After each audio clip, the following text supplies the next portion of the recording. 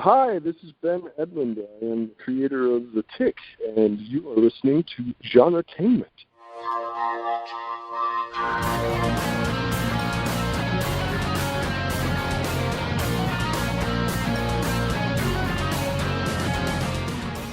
Hi everyone, welcome to another episode of GenreTainment at SciFiPulseRadio.com. We're your hosts Marx and Julie. GenreTainment is where we talk about what's happening in the world of film, TV, books, and web series. We give you interviews with writers, directors, producers, and actors in both independent and not-so-independent creations. It's time for episode 117, and we are chatting with writer Chris Fox. Now, when you have nonfiction books with titles like 5,000 words per hour and Right to Market, plus fiction books that have a mix of werewolves and zombies and aliens, you're going to get people's attention. And don't even get me started on his very publicly documented challenge to himself to write and edit a full-length novel in 21 days. Phew. Not only did he do it, but he has sold extremely well. Quickly become a fan of Chris Fox's fiction and nonfiction, and we're excited to have him on the show. Now, Chris tells us how he got into writing, talks about his various books, and shares so many excellent writing tips. Oh, and somehow we got onto the topic of language, Neanderthals, and bunnies. Woohoo! It makes sense, we promise. So if you're a writer, you'll love the tips, and if you're a reader, you just might discover a new sci-fi author to read. We do want to mention that this episode was so delayed. Sorry. We had a number of complications in bringing you this episode, including a brand new laptop dying on us. That so should not happen. Software issues, just life getting in the way. But we're excited to finally be able to bring you this episode just in time for the third Void Wraith book release. Now, before we get started with the interview, we should point out that the music you just heard at the beginning of the show was a snippet from the theme song for our web series, Reality on Demand. It's a song composed and performed by our friend Tishan Hardy, and you can find our web series at realityondemandseries.com. Now let's get started with our interview with Chris Fox.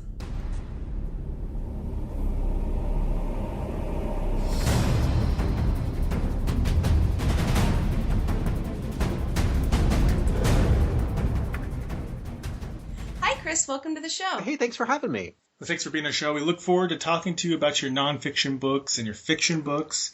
But first, let's talk about your background. How'd you get into writing? So I started writing at a very young age. All the way back at age 6, I was putting together little picture books and knew from that age that I wanted to be a writer. So I wrote all the way up through high school and then very quickly realized after graduation that I couldn't make any money doing it. So that is a sad reality check once you get out of high school. Yeah. So I set it aside and I started, into computers, became a software engineer and ran a computer store for a few years. Had a number of different careers not related to writing. And it wasn't until the advent of the self-publishing boom in about 2012 that I got back into it. Mm-hmm. I saw that you wrote at least one piece for a role-playing game. Mm-hmm. Right? The Rifter? Yeah, I did write a number of articles for The Rifter over the years. And I'm a role-playing game fan. Does role-playing games, did it influence your writing style at all, or genres that you like to write for? Absolutely. So you'll see, if you're a player of games ranging from Rifts to Shadowrun to Dungeons & Dragons, you'll find little bits of that all over my work. So have you been, Marx is a gamer from way back, and I'm a much more just kind of casual gamer. Is that something that you grew up doing? Yeah, and I still do to this day. So for almost 4 decades spent playing these games off and on. Cool. What's your favorite one? It's like picking a favorite child. One of your favorites. Okay, what are some of your favorites? Don't just pick one. Okay, I would say probably at this point Pathfinder's the one I play most frequently. There's another one that is more of a niche game called Exalted that's a ton of fun. So probably those two. Okay. You have a number of really good nonfiction books in your Write Faster, Write Smarter series. It's Writer Faster. You got your 5,000 words per hour, your lifelong writing habit, Right to Market, and your newer book, Launch to Market. So what motivated you to start writing these nonfiction books about writing? So back when I worked at a startup as a software engineer, I was an iPhone engineer for a San Francisco startup working 60 hours a week. I only had about an hour a day to write. And so I needed to figure out a way to write intelligently and be as efficient as possible. So I sort of invented the system that became those books. And I started sharing it with other writer friends, and they said, hey, this is great, Chris. You need to get it out there for more people. So I kind of codified that, wrote them up as books, and I'm trying to put out as many as possible to help people. Necessity is the mother of all invention. Absolutely. And they're really good. I've read. He's rewritten them. No. They're great. And then I rewrote them. I've read all but Launch the Market so far, and they're really good. So for people who haven't read them yet, can you describe what, for example, 5,000 words per hour is all about? It's about writing 500 words an hour. Well, in general, what you're discussing. Obviously, it's a loaded title, but the idea behind 5,000 words per hour is to get your butt in the chair every day so that you can sit down and write consistently and as fast as you are capable of doing. So most people start at like 1,000 words an hour. After implementing the system for a few weeks, they typically double or triple their word counts. So even if they're not hitting that 5,000 words per hour, they're still writing much, much more quickly. Mm-hmm. What's an example of one of the tips that you share in the book? To write in sprints. So you're going to start at a specific time. I usually use a stopwatch or an app that I've created to do that. And you write until the timer goes off. So you usually start with what I call micro sprints at about 5 minutes. But the idea is you turn off your inner critic. You don't allow yourself to edit. You just get the words down. And you'll be amazed at how much progress you can make doing that. To play devil's advocate. It's like, how do you turn off your inner critic? Yeah. So some people, I'm sure you already heard it. Some of the criticism whenever you talk about writing faster, people will go, "Oh, you can't write fast and write good." What would you tell those people? Well, let me ask you a question. If either of you are writers or any writers that you know, when you write your best scene ever, so the thing that you are most proud of, did you kind of hunt and peck and consider every sentence in that? And just come pouring out of you in a creative torrent really fast. Right. Yes. Usually it's quick. I think, because I like the idea behind it, which is just, get it all out there. Just like vomit the words out as quickly as you can. You can always go back and clean it up later, Exactly. Yeah. And what you find is the more that you do this, the cleaner the work you produce. So when I did the 21-day novel challenge, I changed very little of what I wrote, even though I was writing it very, very fast. So 85% of what I finished made it into the final draft. Wow. Mm-hmm. Now, I know you have some videos that came out recently of talking about editing. Can you describe a little bit about how your editing process works? Yeah, I do what I call one-pass editing to create a draft that I can send to my line editor. So I'll read the book, so I do a read through, and after I've done that, I'll sit down and I'll make a bunch of notes about what I want to change, and then I'll go back to chapter 1 and I'll just rewrite each chapter in order until I get to the end of the book. So it's basically just kind of looping through to see what needs to be fixed, and then applying the actual fixes and approaching it holistically like that instead of kind of tinkering here and tinkering there gets it done a lot faster. Well, and I think also a good thing to point out is that also gets it done. Because, it's so easy to, you write it and then you go back and you kind of hem and haw this section and then this. It's easy to just kind of make the editing process a never-ending process. Right, and I think that goes back to your inner critic and the need to turn it off. You're never going to write the perfect book, and the stuff that you write today is not going to be your best work. It's going to be the best work you can produce right now. So you sort of need to give yourself permission to suck, to kind of be where you are now, and just do the best you can. And how long does your one pass normally take? Usually 2 to 3 days, depending on the length of the book. And just to be clear, you do at least sometimes use a copy editor too afterwards, right? Always. So I used to do a developmental editor. I've cut that phase out of it, but only after I did the first 10 books. I mean, I highly recommend getting a dev editor if you're new at the writing craft. They'll teach you a ton. But at this point, I still make sure a line editor sees it because there's just so many things that you can't catch in your own writing. Right. Because you always know what you meant. Right. Yeah. And just in case you got someone who's new to writing, what's the difference between a line editor and a developmental editor? So a developmental editor is very much like your teacher in high school. They're going to tell you, hey, this is wrong, and this is wrong, and they're going to ask you to go back and rewrite it. So you're usually creating another draft with your developmental editor. A line editor is basically just fixing your prose and maybe a few inaccuracies where, somebody has the wrong color of eyes, but they're not looking for those big picture things, and it's going to be a smaller edit afterwards. They're just kind of cleaning up your prose. You talked a little bit about your 21-day novel challenge. It was really interesting to watch because you made videos of this. Can you talk a little bit more about that? Sure. So, I mean, when you have books that have kind of incendiary titles like I do, you tend to attract skeptics. And a lot of people said, hey, there's no way, Chris, that you can do this. I don't believe it's possible. So I wanted to very publicly test my methodology. So I decided I was going to write and edit a book in 21 days. and then it would see a line editor, and then I would just publish it. Once it's published, I gambled that it would sell in massive amounts because I was writing it to market, and knock on wood that it continues to do so. It's sold more than the rest of my catalog put together. I've already made something like 25 grand in the 8 weeks it's been out. Oh, wow. That's awesome. Yeah, I was going to ask you how successful it was, but you just answered that. Did you do this with some other books, or did you really push yourself to do 21 days for the first time with this one? I had been getting faster, so the first draft of Hero Born was done in 13 days. So I kind of knew that I could do 5,000 words a day reliably, and since I'm kind of really deep into the outlining, the writing goes very quickly because I know what it is I'm going to write. So I knew by the time I did the challenge that I could do the book in 21 days, but I wasn't sure that it would sell. Mm-hmm. I don't know if we said, which book is that? Destroyer is the name of the book. Which I've been reading. So, our interview got pushed back a little bit, gave me a chance to read Destroyer. I'd been reading Deathless, and I really liked Destroyer. It really hooked me. I find it really interesting because you did the book Right to Market, talking about how you wrote this book to market, basically, to genre. And, before I say any more, can you talk a little more about Right to Market and how you applied it for this book? Sure. So the idea behind Right to Market is that you as an author, if you want to sell books, before you write word one of your book, you need to know a genre where you can sell a lot of copies. I made the mistake on a couple of my books of writing the book first and then marketing it. And rather than do that this time around, I looked at what I knew would be a hungry genre, in this case military science fiction, and I wrote a book where I knew there was a massive audience that would read it. And why that specific genre?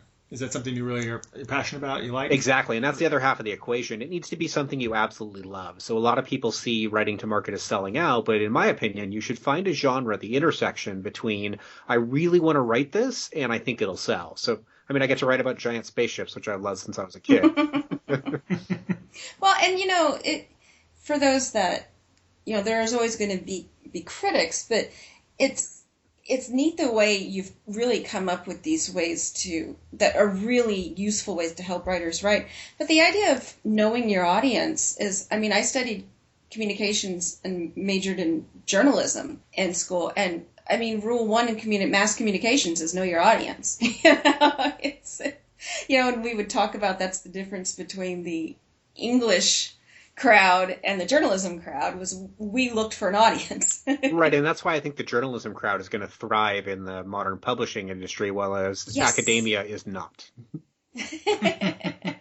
And I also like, how when you were talking about the 5,000 words per hour, you're like, well, when you start out, you're acknowledging that the more you do something, the more practice you get, the quicker you'll get, The critics, I think, also think that he's going to say you're going to be able to write 5,000 words per hour. Just read this book and the next day, and you're like, no. It's a process. A process that takes a lot of work, too. You really got to get your butt in the chair day after day. Mm-hmm. So when you did this, writing to market and trying to do this 21-day challenge, what was the most challenging part of this that maybe you didn't expect? The hardest part was doing it every day, 7 days a week. So I was typically writing at that point 5 to 6 days a week, and not having a break at any point really took a toll. I was just, kind of destroyed by the end. So for the sequel, which I finished and goes live Monday, Void Wraith, it took 25 days, and I took Sundays off. So I did 6 days a week, and it was much, much better. Writing is actually physically exhausting. Yeah. It is. It's... Or at least mentally exhausting, yeah. Yeah, but you feel it physically, though. Agreed. It does have a physical right. kind of effect. There's a toll where you're just sort of exhausted and not just mentally, but physically spent when you're done with it.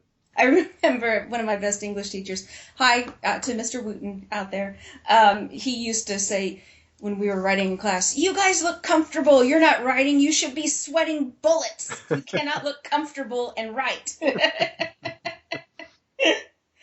When you researched this genre, were there any other genres that you were thinking about but you decided against because of your research?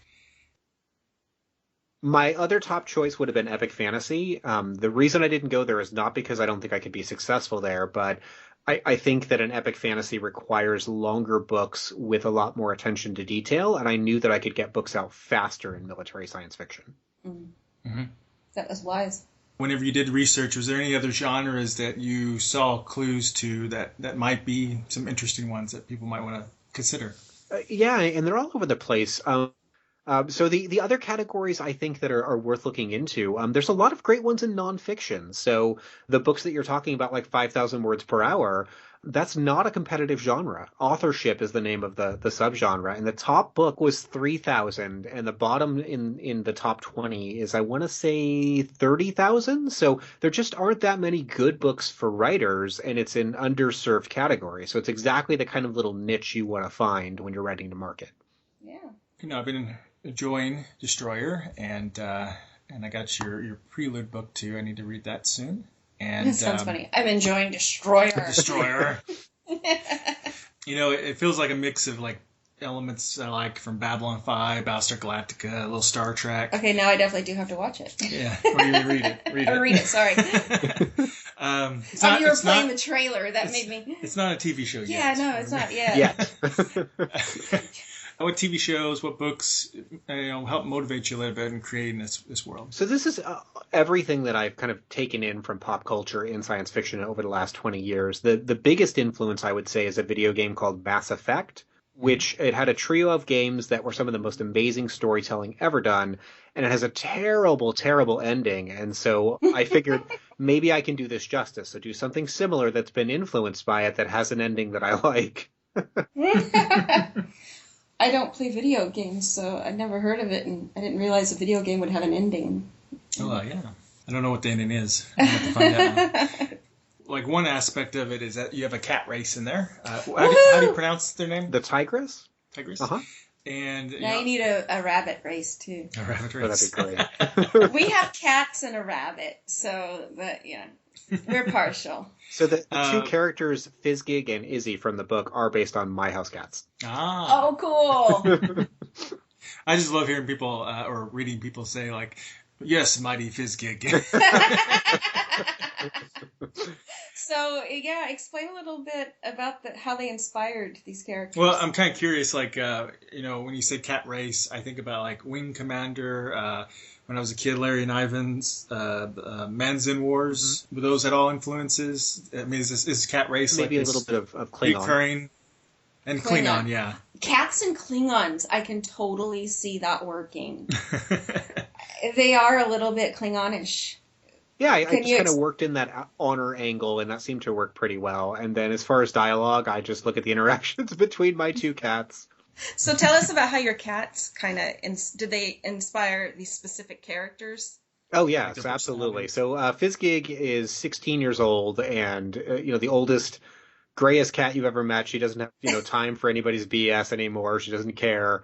And then you have Izzy, who's this young, rambunctious cat who chases, Fizzgig around. It was and idolizes her. So I just sort of took their attitudes and made similar characters for the book. I can actually picture that. Like, oh, wow, what are you doing now? Can I watch? What you doing now? Leave me alone. That's it exactly. So, it's science fiction. You have some interesting concepts on faster than light travel, spaceship weaponry and such. Did you have to do any science research for this? I did some. So I've got a good friend of mine by the name of Trevor who is also a sci-fi writer. He's about to come out with his first book. He is an astronomer by trade, so he taught me a lot about how a sun works, which is where I came up with the Helios gates, and really kind of fact-check a lot of my science in the book. Mm-hmm.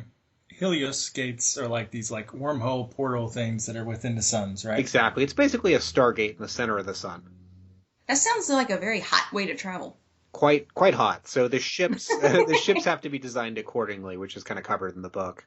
But those are really true stargates. They're in the star. Yeah, they're in a star. Okay, I definitely have to read this. There's cats and an actual sun stargate. So this is sounding so cool.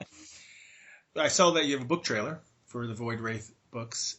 Most likely, if you guys heard any music before the interview started that is from that book trailer, would you suggest other authors try book trailers? It's still an experiment for me, so I can't say that it's going to be a positive return on investment, but I wanted to create a trailer that Michael Bay would be proud of for a book, because most of the book trailers that I see are not as stellar as they could be, and I figured they could be done better, so I'm now testing that on YouTube and Facebook ads to see how well it'll do. Yeah, that's actually really interesting because I saw on the news this morning, what passes for morning news anyway these days, and they were talking about trends in technology and saying that on the internet, the trend is going more towards the visual, towards videos and photos, and people are getting away from reading text all the time on it, and that they're going to be creating like these searchable videos, and basically like the visual aspect will be taking over print on the internet. And so I guess a book trailer then is kind of a natural evolution of that. Yeah, I think so. We're moving in that direction as people's attention spans get shorter based on Oh my smartphones. God, don't get me started. Yeah. You need a way to get their attention immediately, and I think you can do that in some unique ways with things like book trailers. Now, in your Deathless series, which I think is your first fiction books that you self-published, right? That's correct. Mm-hmm. Now, with those books, you had kind of a different approach to genre. They're more of a mishmash of genres in a way of sci-fi and fantasy elements. Did you end up writing to a market that you didn't realize was there, or do you feel that you hurt yourself a little bit because of the genre bending in that book? I missed the mark a little bit. I could have, sold a lot more books if I had just written a traditional zombie book, something like the Walking Dead. But I wanted to kind of experiment, and at that point, I didn't really understand what writing to market was. So I did get lucky in that there's a large market for scary werewolves. And my first book landed squarely in the middle of that one. So the sales on the series have been good. Okay. Well, if it makes you feel any better, I don't care for The Walking Dead, but I like the scary werewolves. So, Well, and I like the whole mythology of the Deathless series. And, it didn't grab me as fast as Destroyer because, like with Destroyer, it's these genre elements that I'm used to. So it gets me right in there and I'm like, yes, I really like this. And it hooks me really fast. Whereas with Deathless, with No Such Thing as Werewolves, it did take a little bit longer because I wasn't sure quite where this book was going. But once I was done, I was really, I really enjoyed the book. It was really, something very different than what I'd read before. So would you suggest people mix and match that approach or, what do you think? I think it's risky. If you are not writing to market, you're less likely to sell books. It's much, much harder to find an audience because what you have to do is your cover and blurb need to tell them immediately what they're getting. So if it's a giant spaceship, then they know it's like other books and probably TV shows that they've seen before. If it's a werewolf, they're not really sure what to expect, and many people aren't willing to take a chance, so they're just going to go, gloss right on by it. Mm-hmm. And you have a lot of science theory and history in that series, too. Did you do any additional research for that series? I did, for about 2.5 years. Anthropology, neuroscience, helioseismology, early human development, all sorts of stuff, psychology, and it was a ton of fun. Oh, wow. Well, Mark's here was a psychology he has a bachelor's in psychology, so. Oh, okay. Yeah. Well, it's always fun to research. Yeah, it is. Sometimes you get stuck in the research. Well, let's talk a little bit about that. When you approach research, how do you work that in your workflow now? So you don't get too stuck. Yeah. So what I do, I can't spend a ton of time on it these days just because I have to get books out so quickly if I want to maintain my ranking. So I'll typically early in the day do my writing and I'm done before lunch. And then for a lot of the afternoon, I'll watch documentaries or read books, audiobooks if I'm hiking. And I'm always reading one. So I just finished up one called Sapiens that had a lot of really interesting story hooks I'll be working in based on real science and real human development. I like the sound of your workday. That sounds cool. It is pretty awesome. I've discovered on Netflix all the Nova and stuff, from the PBS that they have on there. So yeah, that gets really addictive. Yeah, if you check out Secrets of the Sun, which is a Nova special, you'll see where a lot of my science comes from my Helioscates. Okay, cool. I really enjoyed the decoding the Neanderthals. That was really cool. That was awesome. I used some I know such thing as werewolves. Yeah. Oh, yeah. Because I've actually watched it like twice, and I want to go back and just watch it again because I find it fascinating. I remember when I was a kid, and they were like, "What happened to the Neanderthals?" I'm like, "Well, wouldn't Neanderthals and Homo sapiens have like at some point had kids together?" And it was, that couldn't happen. Like, right, and now we have proof. And now we have proof, and I'm just gonna seem like common sense. Yeah, but some people don't accept it until they see the evidence. Yeah, yeah. Well, I mean, to be fair, that's how science works. That's So, fair. but yeah, it was just like, it used to be an insult. Oh, Neanderthal. It's like, well, no, they're actually pretty interesting and well developed and just as valid a creature that's ever been on the earth. Yeah, from that documentary, I learned that they may not have had speech because they lacked the FOXP2 gene that we have that allowed us to do language. Yes. So it's interesting wondering whether or not they had language. We have no proof either way. Yeah, I'm sure there was some nonverbal Hmm. communications. I mean, people think other animals don't have language because they don't necessarily have speech. But, I said we have a rabbit, and I mean, anyone who's ever been a parent to a rabbit, you can read the position of their ears and the movements, and it's a good thing we're not doing video because you'd see me doing all kinds of like little nose wiggles and kind of all this stuff with my rabbit. she's out having playtime, in the evening, so she's out running around and playing, and it's like, we can communicate non-verbally, as well as verbally. So they have ways of communicating. People don't always recognize it. Maybe it is sign language. You might have. Well, they say that you can learn sign. Oh, sorry. 93% of communication is nonverbal. So that's body language and voice tone. So only 7% of it is the words that we use, which means that for animals, I think they're still communicating almost as efficiently as we are. Probably more so considering their ability to like smell pheromones and things like that. And then, with the signing, children can learn to sign before they can learn to speak. Right. So there's something there. Okay, we veered off topic a little bit. Sorry. You get Neanderthals language It's my and fault. bunnies. No, well, you start like if you can tie in Neanderthals language and bunnies especially, I'm just a goner. Rabbits and cats,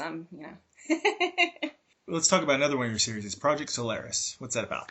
So that's loosely based on myself as a main character, a younger version of me. I commuted every day into San Francisco, and I worked with people from Google and Facebook and Apple and LinkedIn and Uber, and all those startups are in like a 2-block cluster south of Market in San Francisco. Oh, wow. So I used that as the backdrop, and I kind of mashed up X-Files and the TV show Heroes. So think, superheroes that are abducted by aliens, and that's where they're getting their powers.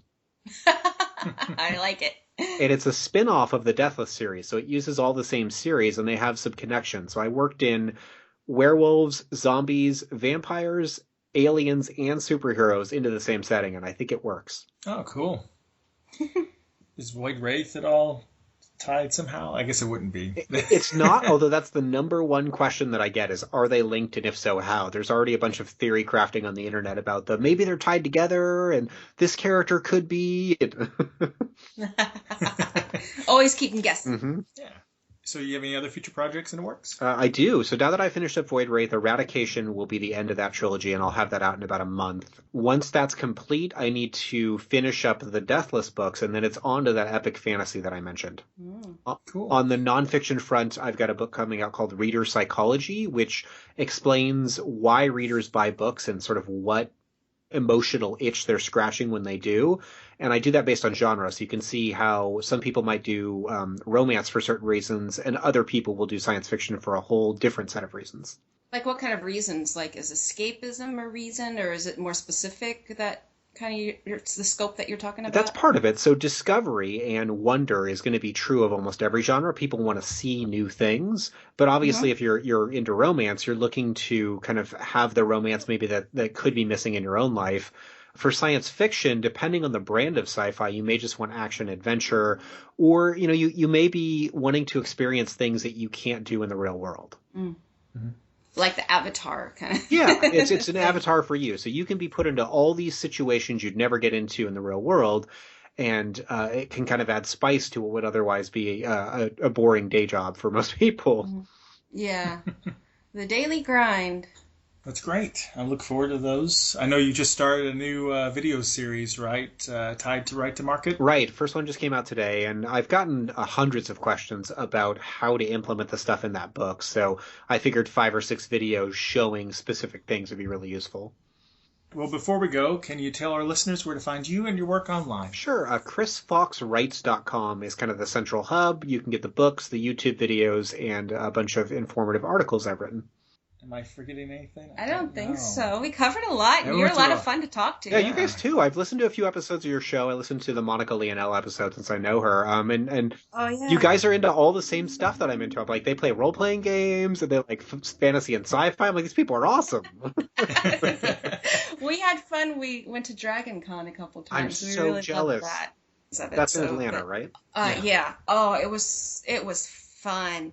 And I love the fact that they have an all-night drum circle with drumming, poi, and belly dancing. So that's just one of the cool things. Oh, yeah, you totally do. Yeah. And, we were laughing because I would always kind of joke around and make fun of, when we'd role play and we're doing like D&D, it's like a bunch of people kind of meet and go, "Hi, we've never met before. I'm going on a quest. I'll go on a quest with you too." And I'm like, come on, that's totally not realistic. Well, we're in the hotel and we're waiting for the elevators to go up to our room. And we just start talking to people, and it was like a young couple with a kid and then a little bit older couple. And we're all just kind of talking, and they're like, "Well, what tracks are you going to?" "I'm going to that too." "Oh, I was kind of thinking of it." "Well, let's just all meet and go together." And I'm like, oh my God, it actually does happen in real life. Like all these like kind of things that I was making fun of that we would do in a role-playing game, and I'm going, it's so unrealistic. That's not how people are. We did them all in the course of this thing. I was like, I stand corrected. I was so very, very wrong. Oh, that's hilarious. All right. Well, this has been a lot of fun. It is. And please keep us updated on anything new you got coming up. Is your books in audiobook format? All of them, yes. That's something that is a huge portion of my income. I know that's not true of every author, but having everything in audio was the smartest decision I ever made. Now, do you read it yourself? Do you hire someone to read it? I hired a guy by the name of Ryan Kennard Burke, and he reads pretty much all of it, both fiction and nonfiction, and my readers love him.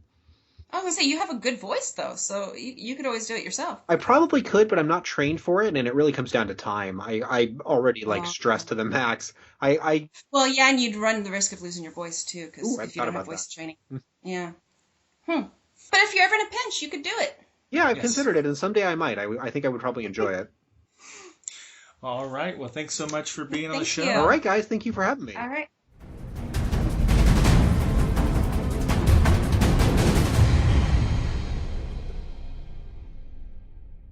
Hi, this is Monica Leonelle from prosonfire.com, and I'm the author of Write Better Faster, and you're listening to GenreTainment. Well, a big thanks to Chris for chatting with us.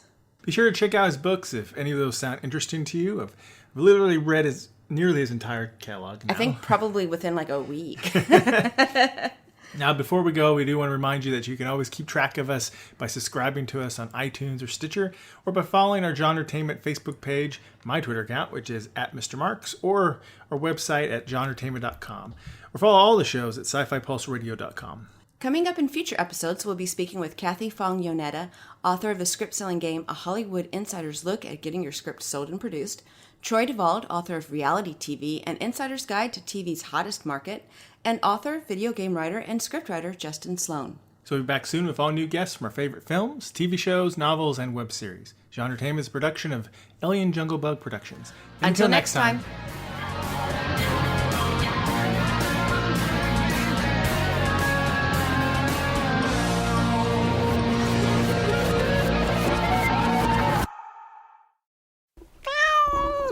Bad monkey.